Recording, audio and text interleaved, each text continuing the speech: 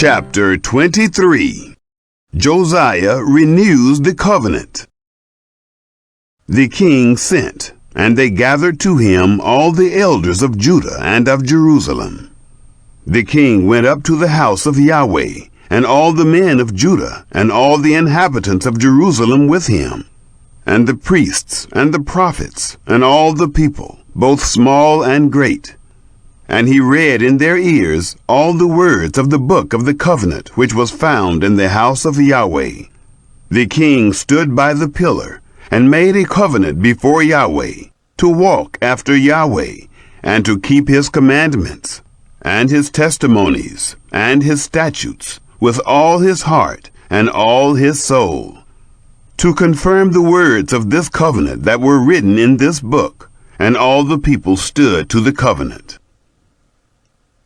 Josiah destroys idolatry.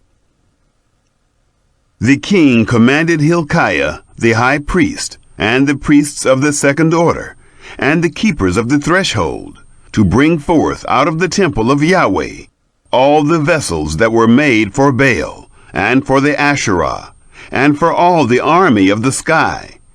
And he burned them outside of Jerusalem in the fields of the Kidron, and carried the ashes of them to Bethel. He put down the idolatrous priests, whom the kings of Judah had ordained, to burn incense in the high places, in the cities of Judah, and in the places around Jerusalem. Those also who burned incense to Baal, to the sun, and to the moon, and to the planets, and to all the army of the sky. He brought out the Asherah from the house of Yahweh, outside of Jerusalem, to the brook Kidron, and burned it at the brook Kidron, and beat it to dust, and cast its dust on the graves of the common people.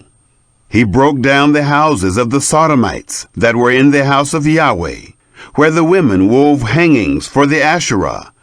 He brought all the priests out of the cities of Judah, and defiled the high places where the priests had burned incense, from Geba to Beersheba. And he broke down the high places of the gates that were at the entrance of the gate of Joshua, the governor of the city, which were on a man's left hand at the gate of the city. Nevertheless, the priests of the high places didn't come up to the altar of Yahweh in Jerusalem, but they ate unleavened bread among their brothers. He defiled Topheth, which is in the valley of the children of Hinnom, that no man might make his son or his daughter to pass through the fire to Molech. He took away the horses that the kings of Judah had given to the sun, at the entrance of the house of Yahweh, by the room of Nathan-Melech, the officer, who was in the court. And he burned the chariots of the sun with fire, the altars that were on the roof of the upper room of Ahaz, which the kings of Judah had made, and the altars which Manasseh had made in the two courts of the house of Yahweh, did the king break down, and beat them down from there, and cast the dust of them into the brook Kidron. The high places that were before Jerusalem, which were on the right hand of the mountain of corruption, which Solomon the king of Israel had built for Ashtoreth, the abomination of the Sidonians, and for Chemosh, the abomination of Moab, and for Milcom, the abomination of the children of Ammon, did the king defile. He broke in pieces the pillars, and cut down the Asherim, and filled their places with the bones of men. Moreover, the altar that was at Bethel, and the high place which Jeroboam the son of Nebat, who made Israel to sin, had made, even that altar and the high place he broke down. And he burned the high place, and beat it to dust, and burned the Asherah. As Josiah turned himself, he spied the tombs that were there in the mountain, and he sent, and took the bones out of the tombs, and burned them on the altar, and defiled it, according to the word of Yahweh, which the man of God proclaimed, who proclaimed these things. Then he said, "What monument is that which I see?" The men of the city told him, "It is the tomb of the man of God, who came from Judah, and proclaimed these things that you have done against the altar of Bethel." He said, "Let him be. Let no man move his bones." So they let his bones alone, with the bones of the prophet who came out of Samaria. All the houses also of the high places that were in the cities of Samaria, which the kings of Israel had made to provoke Yahweh to anger, Josiah took away, and did to them according to all the acts that he had done in Bethel. He killed all the priests of the high places that were there, on the altars, and burned men's bones on them, and he returned to Jerusalem. Josiah restores the Passover. The king commanded all the people, saying, "Keep the Passover to Yahweh your God, as it is written in this book of the covenant."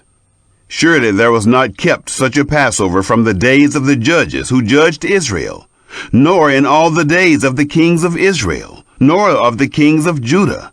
But in the 18th year of King Josiah was this Passover kept to Yahweh in Jerusalem. Moreover, those who had familiar spirits, and the wizards, and the teraphim, and the idols, and all the abominations that were seen in the land of Judah and in Jerusalem, did Josiah put away, that he might confirm the words of the law which were written in the book that Hilkiah the priest found in the house of Yahweh.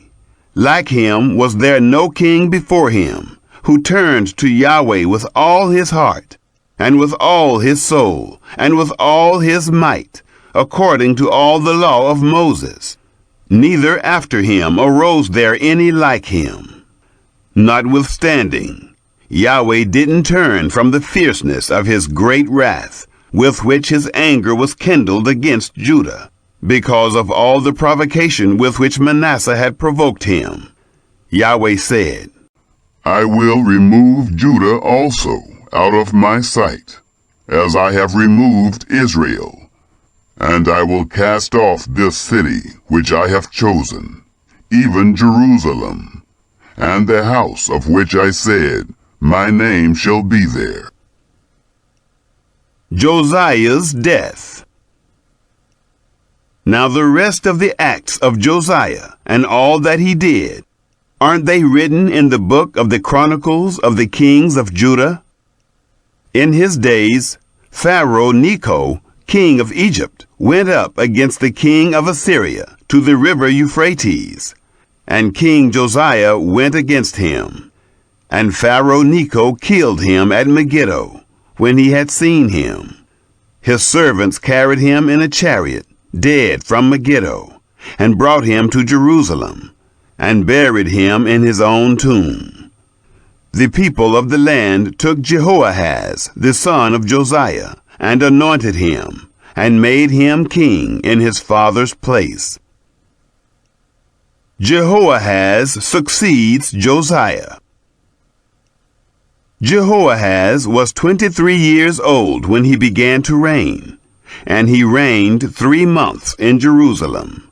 And his mother's name was Hamutal, the daughter of Jeremiah of Libnah.